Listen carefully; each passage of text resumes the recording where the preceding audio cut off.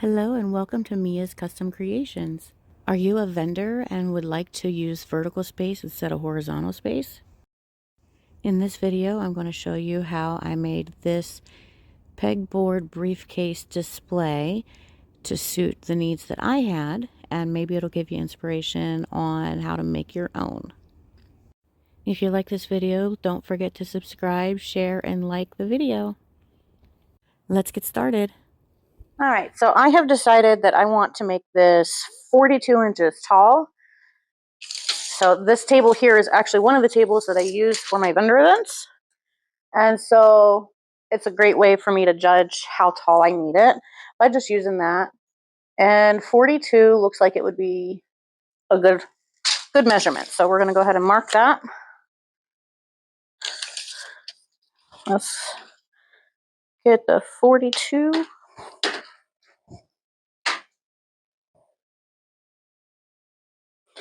I want to get that close enough to the edge.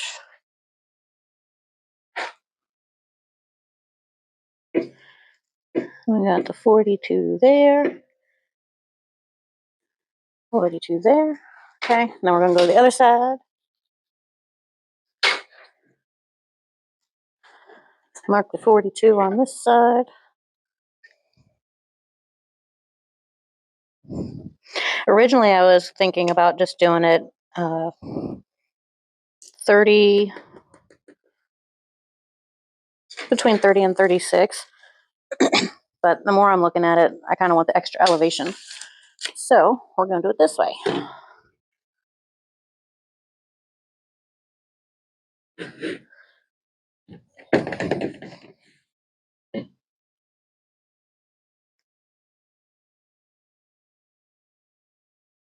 Line that up.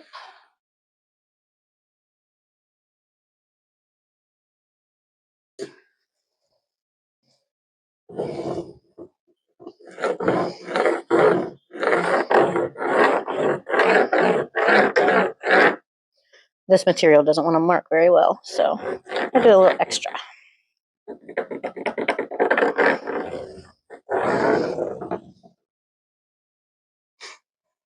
And then we'll do the same thing to the other one.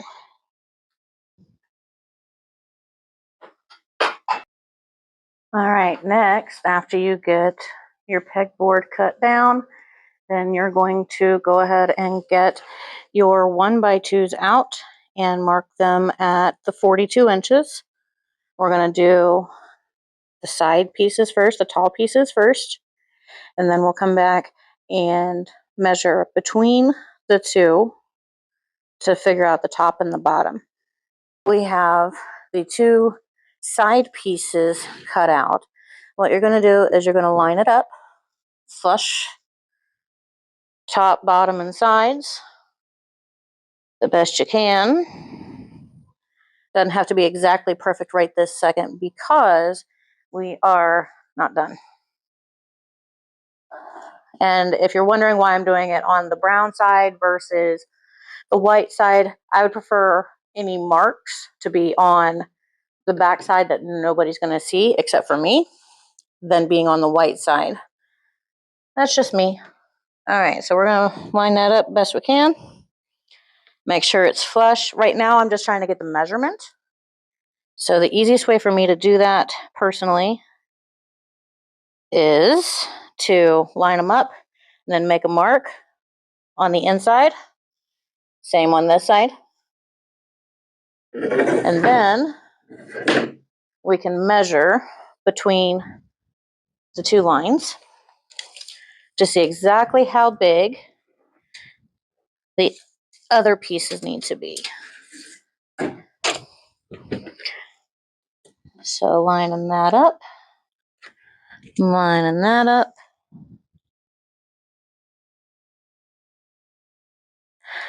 Looks like we're right at 22.5 inches.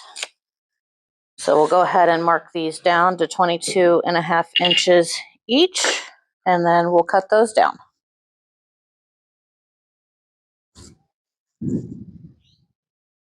All right, now that you have all the pieces cut down and you make sure that they line up where they need to line up, then We're going to go ahead and flip this over the way it's supposed to go. And then we're going to use wood glue to attach the two pieces together before we use the screws for the permanent fixation.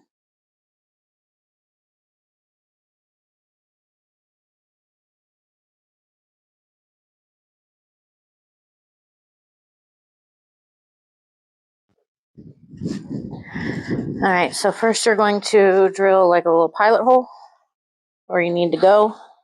It's going to make it so much easier for your screw to go in.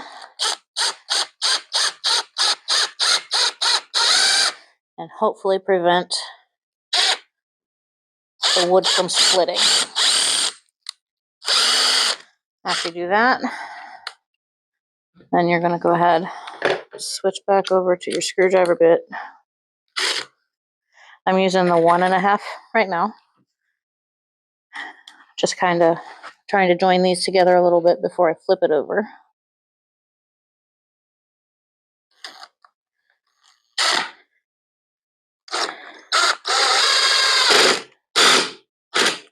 There we go. And you do that to all 4 corners, and then you flip it over.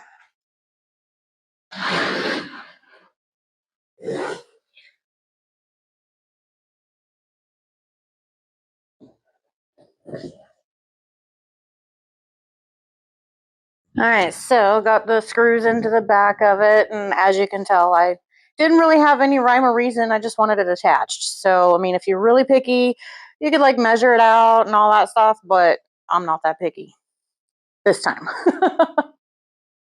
Let's go ahead and get it flipped over and see what she looks like on the inside here. So this is just one panel. We will need to make one more before we can make it into, looks pretty good. All right, so we're going to do the exact same thing, and then we'll be back.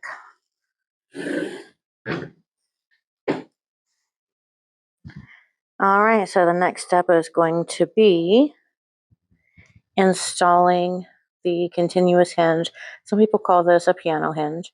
I'm going to use the 1.5 inch by 30 inch. And so that's going to be the next step. So since the hinge is 30 inches and the entire case is 42 inches, we want to make sure that it's centered. So what we're going to do is we're going to go 6 inches up from the bottom and 6 inches down from the top and mark. And then we will take the hinge and place it between those marks, line it up really nicely, and make sure that the hinge itself is lined up in the middle between the 2 boards.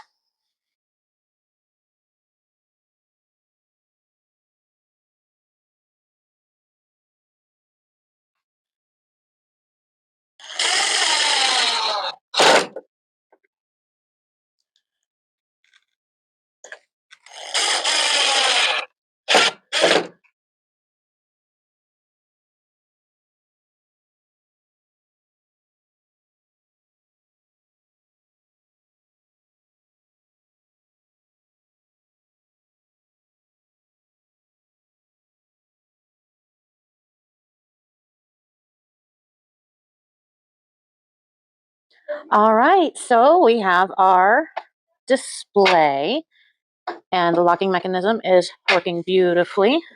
And the hinge is working amazingly. Something like this. And then put the pegs up, and then you still have this space in front if you need to use something in the front. But overall, I'm pretty happy with this. Easy peasy, lemon squeezy. And it's pretty portable too.